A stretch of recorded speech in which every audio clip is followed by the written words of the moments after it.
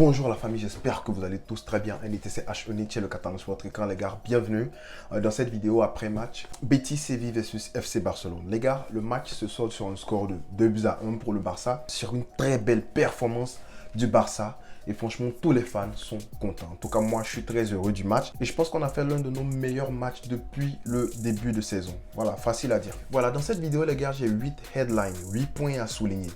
Beaucoup de points, mais ça montre en fait comment j'ai apprécié le match de cette équipe, le match du Barça.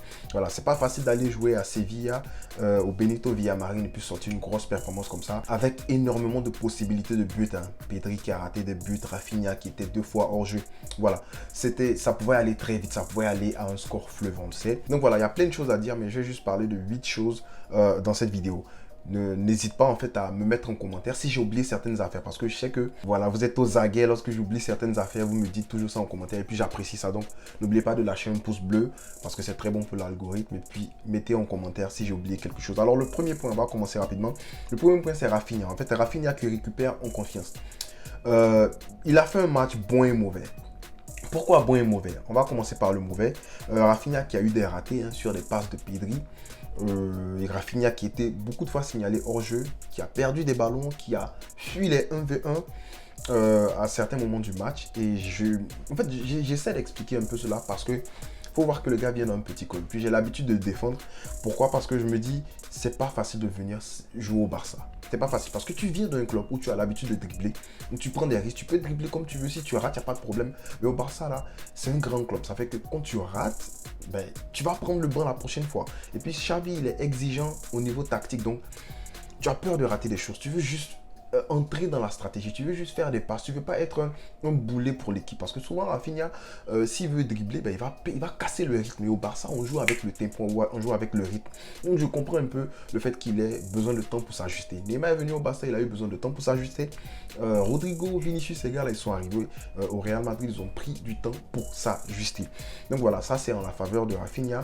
Mais je pense que voilà, il est en train de monter dans ce match. En tout cas, il a montré qu'il était en train de regagner confiance en lui. Et franchement, moi, ça me plaît. Donc, j'ai du bon et mauvais. J'ai parlé du mauvais.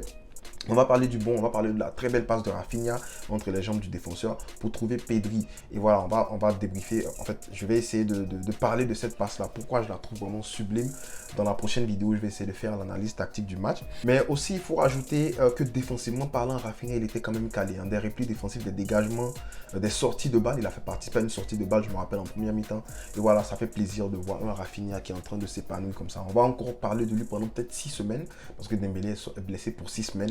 Donc j'espère que Rafinha va continuer à nous prendre de bons matchs comme ça. Deuxième point, c'est que Pedri a eu beaucoup de chance qu'il a raté. Voilà, donc Pedri aurait pu finir sur un hat-trick dans ce match-là. Simple. Donc c'est facile de dire, oh mais Pedri c'est un rateur, non. Mais je vais prendre le bon côté des choses. Pourquoi? Parce que il y a 2-3 semaines de cela, peut-être un mois, à la Coupe du Monde, on en a parlé. Pedri ne se projetait pas. Pedri restait derrière et puis il envoyait des ballons. Mais là, on commence à voir Pedri qui rate des hat-tricks. Qui peut marquer 3 buts. Donc le positif à tirer là-dedans, ça veut dire que Pedri se projette. Et ça, c'est très bon. Pedri se projette. Donc cette formation avec 4 milieux là, franchement, je pense que tout le monde y gagne. Surtout dans nos milieux, tout le monde brille. Voilà, Pedri se projette. De Jong peut jouer plus bas pour récupérer le ballon.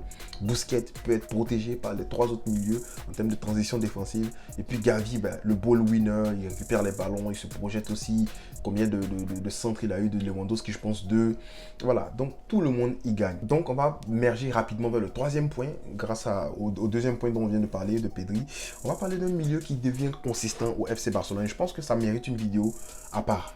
Le milieu du Barça mérite une vidéo à part. On parle maintenant de 9 victoires consécutives avec la maîtrise dans le jeu.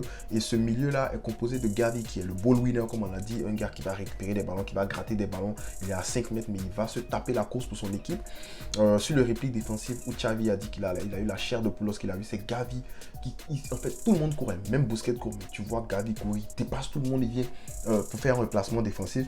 Tu as De Jong qui est libre de récupérer les ballons, qui est libre de monter, qui est libre en fait de bouger dans tout l'espace qu'il veut, parce que Busquets est là, Busquets est la sentinelle. Donc De Jong est comme l'électron libre de ce milieu-là. De Jong a touché 116 ballons dans ce match-là. Donc ça te montre à quel point le mec, il était partout. Oui, si tu regardes sur les sites, tu vas voir que De Jong n'a pas la meilleure note dans le milieu. Mais moi, je pense que dans le fond, quand il a passé le high test. Quand tu regardes le match, tu comprends que De Jong, il était indéboulonnable, il était intouchable dans ce milieu de terrain du Barça aujourd'hui. On a parlé du milieu, mais je vais m'attarder sur un autre milieu. Et ça va partir légèrement vers le 4e point. On va parler du bon vieux vin. Le vin qui se bonifie quand il est vieux. Non, mais Busquets, dans ce match-là, frérot, il a été excellent. Excellent pour réguler le tempo du match. Excellent pour ressortir les balles. Le but qu'on marque sur la faute de Gavi et puis on joue rapidement. La sortie de balle vient de Frenkie de Jong, oui. Mais Busquets, il est comme il est la sentinelle en fait. Busquets est le pivot. Parce que si tu vois, Gavi demande à Baldé, on va parler de ça dans la liste, Gavi demande à Baldé de monter, mais Busquets reste au milieu et il essaie de se libérer parce que voilà, il y a quelqu'un devant lui, mais il essaie de se libérer, il retrouve le ballon, et puis paf, il donne à Gavi. Sans Busquets, en rôle de pivot au milieu, bien de sentinelle, bien de pointe basse, on n'arrive pas à faire ce match-là. On n'arrive pas à marquer ce but. Mais Busquets, il a été excellent aujourd'hui. Récupération de balle, oui, il a été dépassé souvent dans les transitions. Mais voilà, il a fait un excellent match aujourd'hui. Et puis, on va passer rapidement au point suivant, qui est la ligne défensive haute. Parce que oui, si on n'a pas encaissé beaucoup de buts, si on a été, comment je peux dire ça, si on a été vraiment solide dans le match, c'est parce que la ligne défensive était plus proche du milieu. Vu qu'on jouait dans le camp adverse, voilà, on les a empêchés de jouer.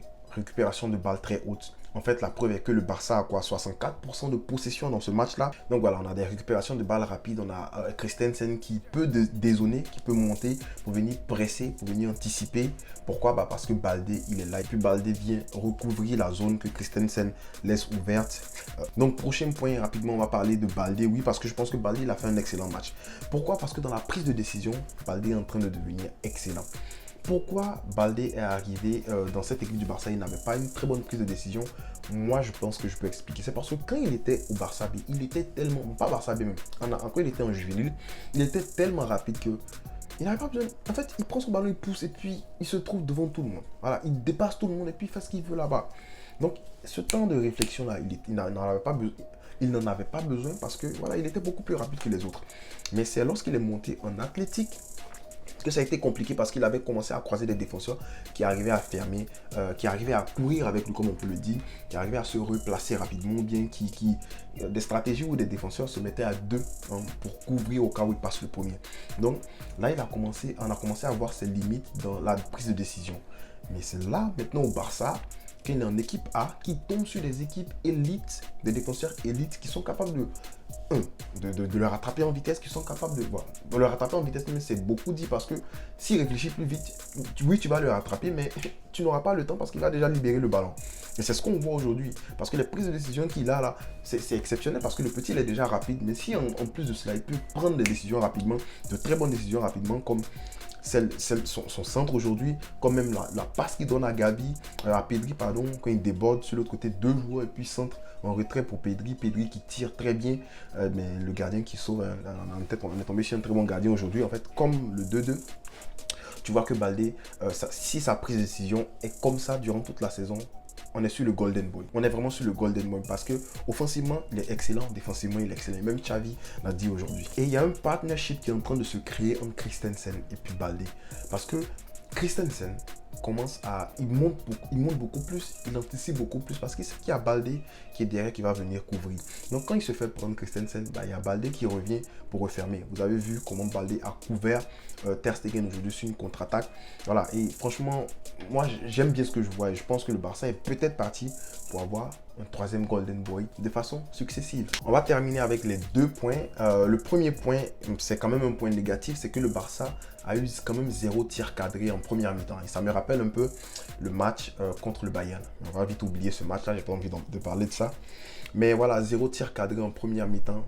Quoi qu'on avait le pied sur le ballon. Voilà, on avait le pied sur le ballon, mais si on n'arrivait pas à tirer, c'est parce que déjà, si on n'arrivait pas à tirer un des tirs cadrés, c'est parce que déjà, cette équipe du Betis Séville, il faut la respecter. C'est quand même une très très bonne équipe. Et il y a plein de supporters barcelonais qui disent que le Betis Séville, c'est comme leur deuxième équipe préférée parce que cette équipe-là est très joueuse. Et on aime bien jouer contre des équipes qui sont joueuses. Voilà, jouer contre des équipes qui sont joueuses. Et le dernier point, c'est Lewandowski qui revient après trois matchs de suspension. Il marque son but et puis il célèbre exactement avec le geste qui lui a donné les 3 matchs de suspension. C'est une manière de dire à la Liga ou bien à Tebas d'aller se faire voir. Et j'ai bien aimé ça. Quoique ce que j'ai pas aimé chez Lewandowski, c'est que dans son match, on a vu beaucoup de déchets. Mais c'est compréhensible. Voilà, je comprends. Vous remarquez que je défends mes gars. Je comprends parce que 3 matchs sont joués en la Liga. Puis tu reviens contre un match, contre une équipe très intense comme le Betis Séville. C'est très normal que voilà, tu rates des contrôles. Voilà, je sais pas, tu rates tes passes et tout. Mais on a vu que Lewandowski, il redescendait bas pour venir aider le milieu. Donc ça faisait que, en fait, on avait 4 milieux, mais avec Lewandowski, ça faisait comme 5 milieux parce que ça aidait énormément. Les gars comme les Rafinha, ça les aidait énormément à se démarquer. Voilà. Et on peut compter aussi 2 centres de Lewandowski pour Gavi. Gavi qui est 2 fois hors jeu si je ne me trompe pas. Donc voilà, il n'a pas fait un match exécrable, il a fait un bon match. Mais on le sait, s'il n'y avait pas ces manqués, ces contrôles ratés, ces passes ratées et tout, il aurait pu aller sur une masterclass. Mais quand même, très bon match de Lewandowski. Alors voilà, je vais m'arrêter là pour aujourd'hui, mais n'oubliez pas, il y a une prochaine vidéo qui arrive. Dites-moi en commentaire s'il y a un point sur lequel vous voulez rebondir. Je serai content de lire vos commentaires. Et si j'ai oublié quelque chose, dites-le moi en commentaire. On n'oublie pas de liker, de partager, de s'abonner si ce n'est pas encore fait. Et on ne cessera jamais de le dire les gars. Pisca El Barça.